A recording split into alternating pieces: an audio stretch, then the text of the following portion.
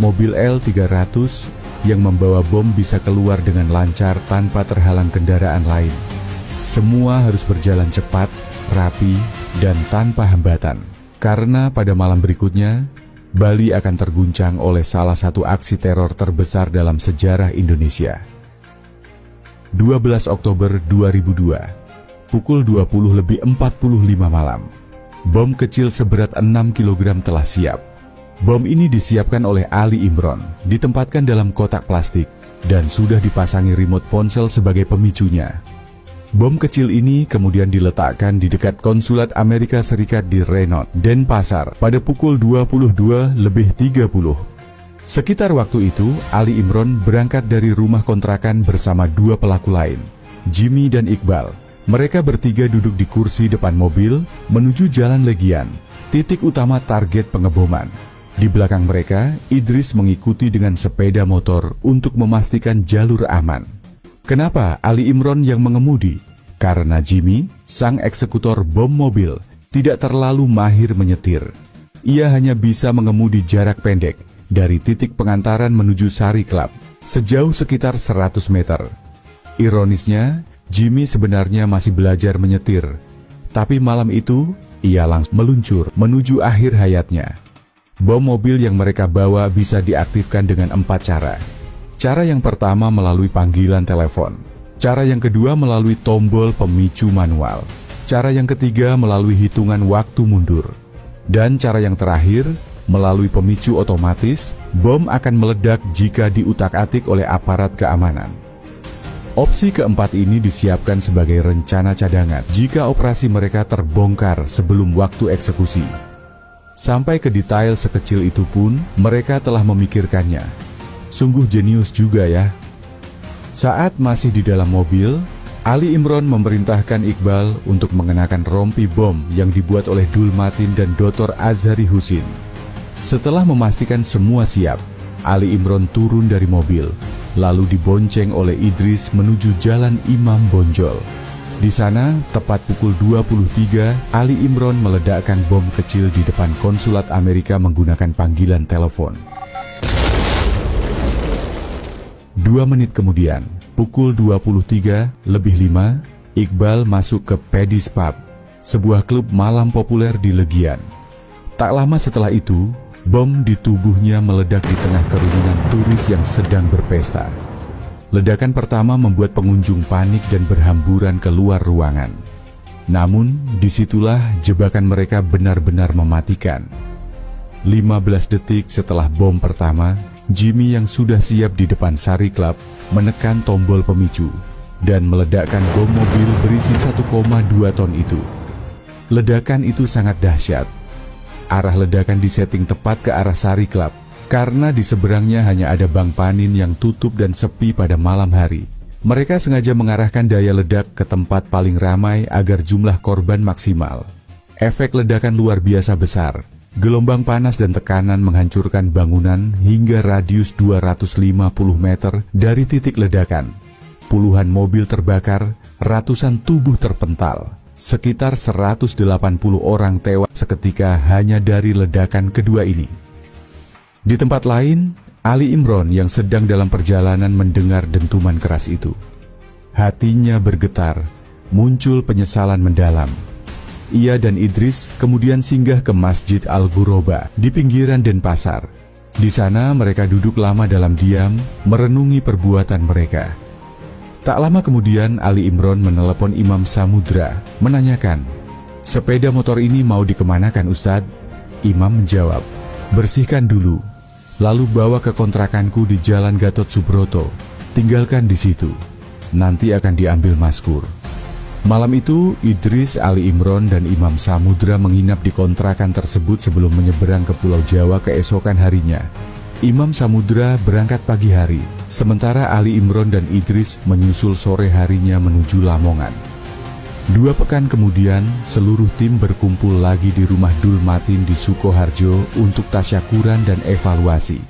Di akhir pertemuan, Muklas memberikan uang Rp500.000 untuk masing-masing anggota sebagai ongkos pelarian. Sisanya, mereka harus mencari sendiri. Ledakan itu terjadi pada Sabtu malam, dan keesokan harinya, pada Minggu pagi, tim laboratorium forensik Denpasar langsung melakukan sterilisasi di lokasi kejadian. Fokus utama mereka adalah Pedis Pub dan Sari Club, dua titik ledakan utama. Namun saat itu, Lab 4 Denpasar masih sangat muda, baru berusia 3 tahun dan belum pernah menangani kasus sebesar ini. Beruntung mereka mendapat bantuan dari Lab 4 Mabes Polri dan Lab 4 Surabaya. Di hari Minggu itu juga, polisi menerima laporan masyarakat telah ditemukan sebuah sepeda motor di Masjid Al-Ghuraba, Denpasar. Motor itu berjenis Yamaha Viz Air merah.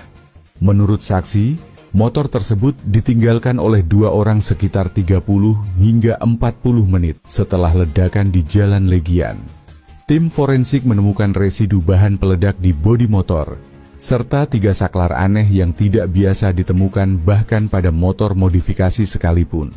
Penyelidikan kemudian dilanjutkan. Dari hasil investigasi, motor itu diketahui baru dibeli 2 hari sebelum ledakan, tepatnya 10 Oktober 2002 dari sebuah showroom di Denpasar. Pegawai showroom yang melayani pembelian itu kemudian membantu polisi membuat sketsa wajah pelaku karena sempat berbicara lama dengan mereka saat transaksi. Sayangnya, penyelidikan kembali menemui jalan buntu. Tidak ditemukan satu pun sidik jari di motor tersebut. Para pelaku telah membersihkan semuanya dengan alkohol sebelum meninggalkannya di parkiran masjid. Lagi-lagi, sampai sedetail itu ya, mereka mempersiapkan semuanya. Selasa, 15 Oktober 2002, tim investigator asing mulai berdatangan ke Bali.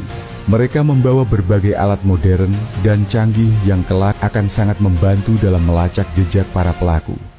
Kamis, 17 Oktober 2002, hari ke-6 pasca ledakan, Kapolri Jenderal Dai Bakhtiar menunjuk Irjen Pol Made Mangku Pastika sebagai ketua tim investigasi. Saat itu, Pastika sebenarnya masih menjabat Kapolda Papua, namun karena situasi darurat dan kebutuhan akan sosok yang cermat, teliti, serta memiliki kemampuan manajerial kuat, akhirnya dialah yang dipilih untuk memimpin penyelidikan terbesar dalam sejarah Indonesia modern itu. Ada alasan lain yang membuat Irjen Pol Sataswon Made Mangku Pastika ditunjuk sebagai ketua tim investigasi. Ia merupakan putra asli Bali, ia juga memahami budaya lokal, dan fasih 5 bahasa asing yang membuatnya mudah berkomunikasi dengan keluarga korban, pihak kedutaan, serta media internasional yang terus berdatangan ke Bali. Pada hari yang sama, tim Lab 4 gabungan Polri, Mabes, dan Surabaya akhirnya berhasil mengidentifikasi jenis kendaraan yang digunakan sebagai bom mobil di depan Sari Club. Petunjuk itu berasal dari temuan sebuah pegas yang tertancap kuat di kawah bekas ledakan utama. Kawah itu memiliki diameter 2 hingga 3 meter dengan kedalaman sekitar 60 cm, bukti betapa kuat daya ledaknya. Untuk memastikan jenis mobil, Polri memanggil teknisi dari pihak Mitsubishi. Setelah merangkai ulang potongan logam dan serpihan kendaraan di lokasi ledakan, tim akhirnya menemukan kesimpulan bahwa mobil yang digunakan adalah Mitsubishi L300 buatan tahun 1983 hingga 1984. Temuan ini menjadi terobosan pertama yang konkret sejak ledakan terjadi. Namun, baru sehari setelahnya, masalah baru muncul. Hari ke-7 pasca ledakan, sebuah petaka administratif dan kultural menimpa tim investigasi. Dewan Adat Bali mengeluarkan ultimatum kepada Polri dan para investigator asing. Mereka diminta segera menyingkir dari lokasi kejadian. Para sesepuh adat merasa arwah para korban tidak tenang, dan lokasi harus segera dibersihkan secara adat melalui upacara penyucian. Bagi masyarakat Bali, membiarkan lokasi penuh darah dan mayat terbakar tanpa disucikan adalah pelanggaran spiritual besar.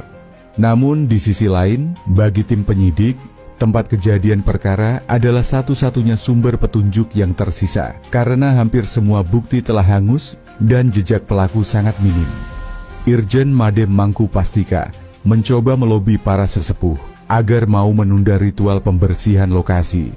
Ia berkata dengan nada tegas namun penuh hormat, "Pak, ini kasus besar yang mencoreng nama Indonesia. Korbannya kebanyakan warga asing.